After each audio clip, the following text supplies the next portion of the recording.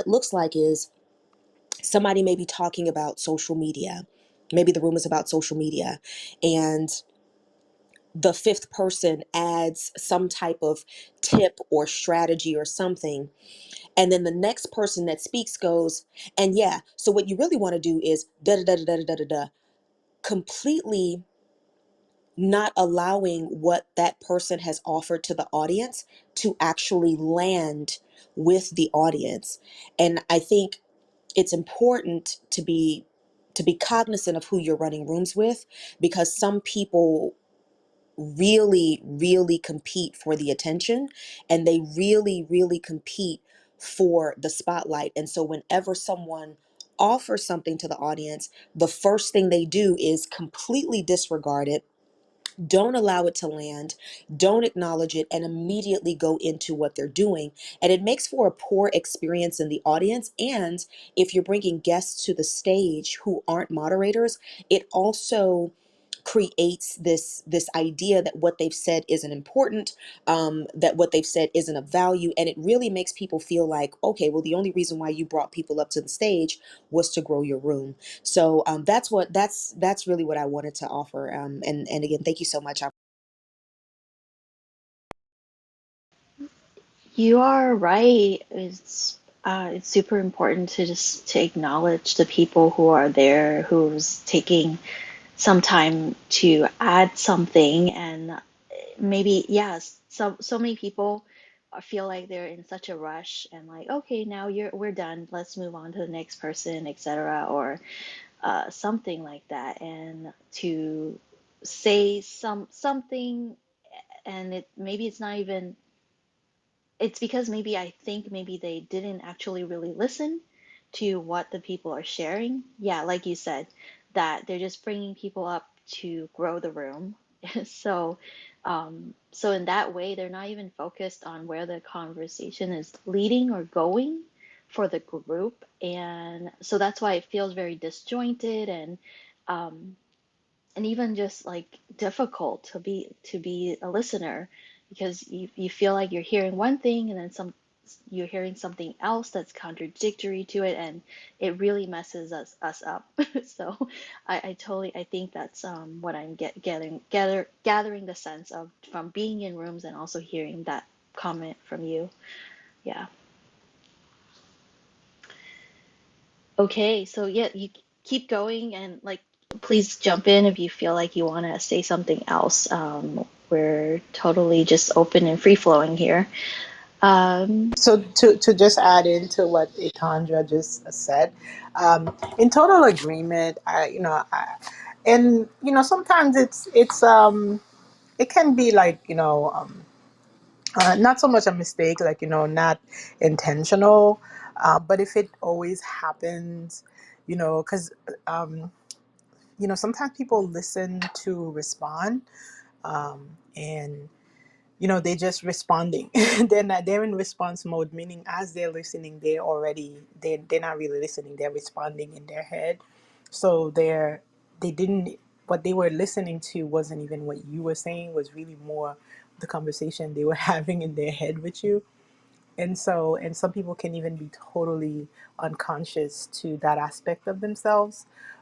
So not, and that's why I say, like, it can be not in a negative way that they do this, or an intentional way. Um, I've also run into, sometimes someone will come in, and because they want to push, their point and their, either their rooms or the stuff that they, all of a sudden, whatever they were saying would had nothing to do with, like what the topic of the room is. So, um, so it's paying attention to that person to see, like, maybe you may not want to invite them. You're right, in again, or watch, you know. And I remember there's been time where you don't want to be rude. However, you have to gently change the topic back to, hey, this is what we're discussing, so maybe we can discuss this later. That type of it can run into all of these things when you're dealing with different personalities, um, and yeah, I've run into that a couple of times, and of course definitely seen it and just, yeah, being very mindful when you're running a room, and who it is, who you are co-moderating with. And I think I see this more, of course, in bigger rooms versus like smaller room where the co-host and the host are very familiar with each other.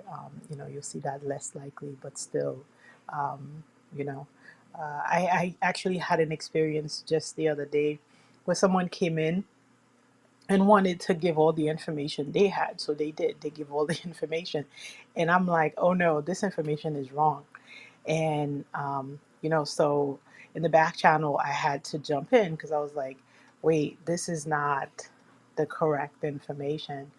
And because we, in my rooms, like, I'm actually, I'm a teacher, so I'm teaching a certain subject, and I'm literally with my books and my notes in the background, you know so sometimes someone comes in and they just throw whatever they've heard around, and not necessarily be or not even know that what they're talking about may be factually incorrect, or sometimes, if it's not about the facts, that it could be multiple uh, sources or multiple versions. And then I'll even say that there's different ways to look at this, and the different systems will say this. So yeah, definitely, it's really how are you handling it that gets murky.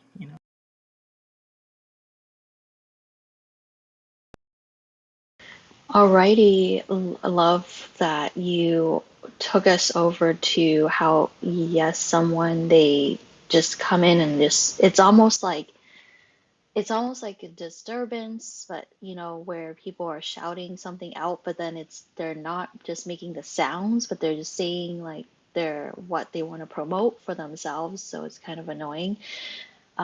Yeah, anyways.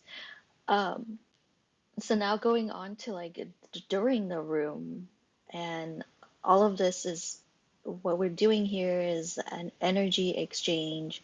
This is how can you keep everyone's attention and want to stay in here and be a part of it?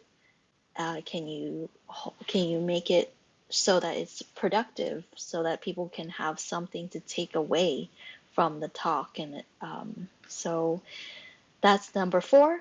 And then for number five, I have, yeah, staying on topic, maybe laying everything out clearly of what's going on, what you're doing, what happened before earlier, and now what's happening now. So reiterating some of these things, and it's okay because people lose kind of from one moment to the next can lose their train of thought